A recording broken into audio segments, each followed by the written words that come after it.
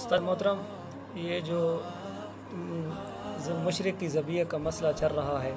یہ کفر اسلام کا مسئلہ ہے یا نہیں؟ ماشاءاللہ، بہت بہترین اور اچھا سوال کیا ہے۔ پہلی بات تو یہ ہے کہ جو لوگ اس مسئلہ کو بیان کرتے ہیں سٹیجوں پر عوام الناس کے اندر، پہلی بات تو یہ ہے کہ ان کو خود بھی اس مسئلے کی حقیقت کا علم نہیں ہے۔ دوسرا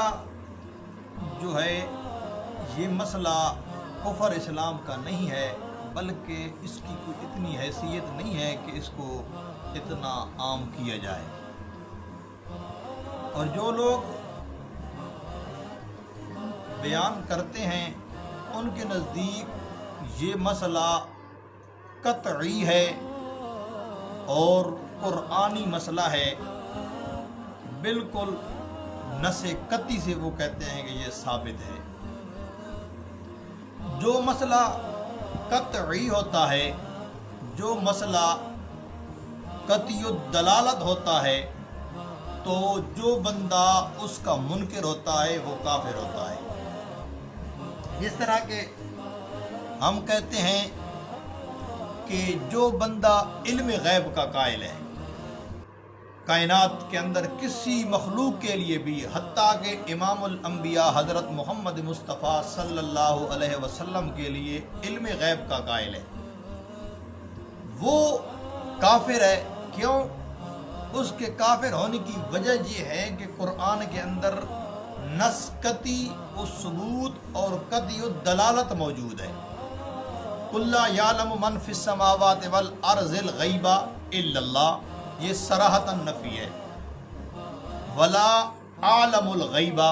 یہ بھی صراحتاً نفی ہے کہ جو بندہ اب علم غیب کا قائل ہوگا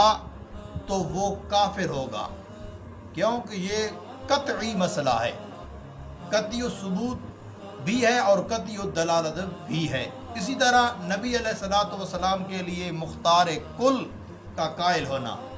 یہ بدلہ مسئلہ بھی قطعی مسئلہ ہے۔ کیوں؟ قرآن مقدس کے اندر صاف نفی موجود ہے کہ ما لا یملک لہم ذرا ولا نفعا، قل لا املک لنفسی نفعا ولا ذرا، نفی موجود ہے نبی علیہ الصلوۃ والسلام سے بھی اور تمام مخلوق سے بھی۔ اب جو نبی علیہ الصلوۃ والسلام کے لیے علم غیب کا قائل ہے، مختار کل کا قائل ہے، وہ کافر ہے، اس لیے قرآن کی نص قطعی کا منکر ہے۔ اسی طرح جو لوگ کہتے ہیں کہ مشرک کی ذبیحہ کھانے والے کافر ہیں، یا مشرک کی ذبیحہ کو حلال کہنے والے کافر ہیں، تو ان کے لیے بھی ضروری ہے، جس طرح ہم نے علم غیب کے مسئلہ کے اندر لا عالم الغیب کے لفظ دکھائے ہیں، مختار کل کی نفی پر قل لا املک لنفسی نفعا ولا ضرا کے لفظ دکھائے ہیں، اسی طرح ان لوگوں کے لیے بھی ضروری اور لازم اور فرض بنتا ہے کہ قرآن مقدس کے اندر ایسی آیت دکھائیں جس کے اندر ہو کہ ان اللہ حرم ذبیحۃ المشرکین، کہ اللہ نے مشرکین مکہ کی ذبیحہ کو، مشرکین کی ذبیحہ کو حرام قرار دیا ہے۔ یا ایسے لفظ دکھائیں کہ حرمت علیکم ذبیحۃ المشرکین، ایسے لفظ موجود ہوں گے تب اس کا جو حلال کا قائل ہوگا وہ کافر بنے گا۔ اگر ایسے لفظ موجود نہیں اور قطعاً قرآن کے اندر موجود نہیں، یہ قیامت تک ایسے لفظ نہیں دکھا سکتے، تو لہٰذا جب قرآن کے اندر یہ مسئلہ موجود نہیں تو اس کو حلال کہنے والا کافر بھی نہیں، کھانے والا کافر بھی نہیں۔ اچھا استاد محترم، ایک سوال اور ہے آپ سے کہ علامہ احمد سعید خان صاحب وہ بخاری کی حدیث پڑھتے ہیں اس پر، تو اس کے بارے میں آپ کیا کہنا چاہیں؟ اصل مسئلہ یہ ہے نا، یہ لوگ بھی رافضیوں کی طرح ڈنڈی مارتے ہیں، کیونکہ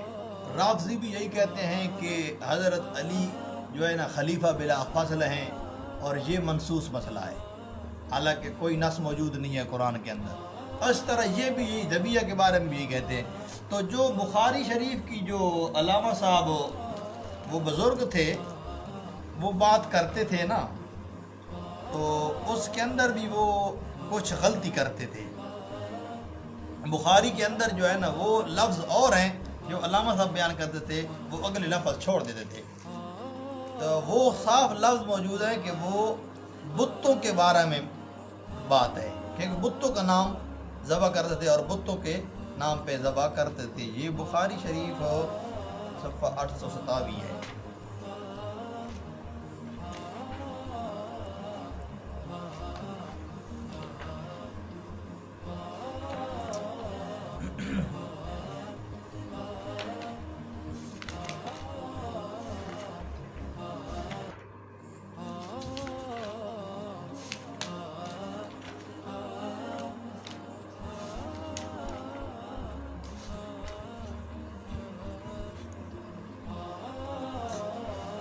یہ حدیث ہے کہ نبی علیہ الصلوۃ والسلام جو ہے نا وہ اپنی نبوت سے پہلے بھی جو ہے نا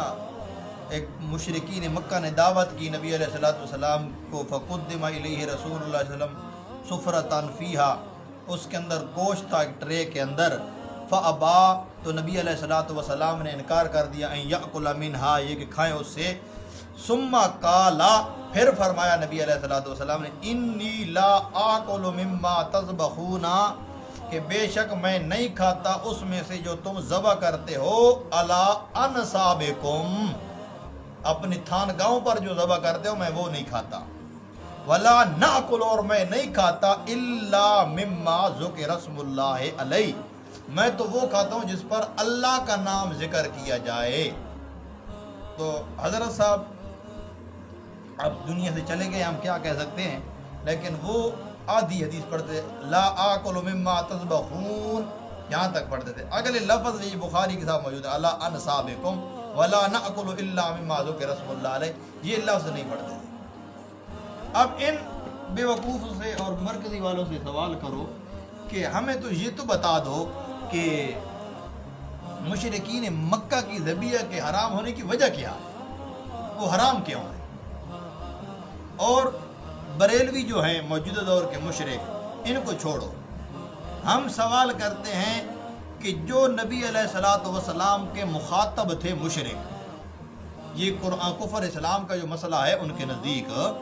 تو جو نبی علیہ الصلوۃ والسلام کے مخاطب مشرک تھے، ان کی ذبیحہ کے حرام ہونے کے بارے میں قرآن کی ایک آیت دکھا دیں، 30 پاروں میں ایک آیت بھی قرآن کی نہیں کہ مشرک کی ذبیحہ حرام ہے، ایک آیت بھی نہیں، اور آیت گول مول نہیں، بسلطان بین، واضح اور صریح ہوئے، کیوں کہ وہ کفر اسلام کی بات کرتے ہیں۔ جب کفر اسلام کی بات ہے تو تم کو یہ لفظ دکھانے ہوگے، حرمت علیکم ذبیحۃ المشرکین ان اللہ حرم